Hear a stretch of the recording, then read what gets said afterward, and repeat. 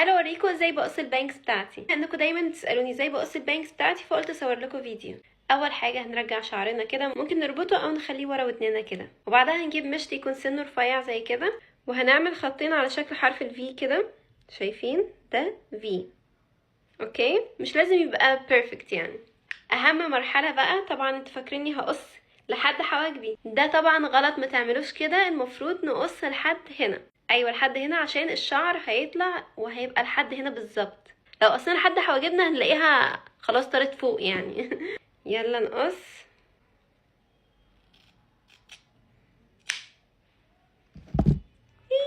قص ده كده، ده الطول البيرفكت، لان احنا لسه هنتنيها بالمكوى. هتنيها كده بالمكوى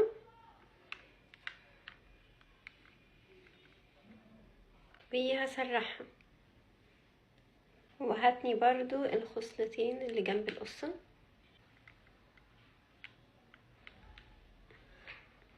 وبس كده. ممكن ترش سبراي على القصة عشان ما تتحركش من مكانها، ودي تبقى طريقة عمل شيروكي في البيت.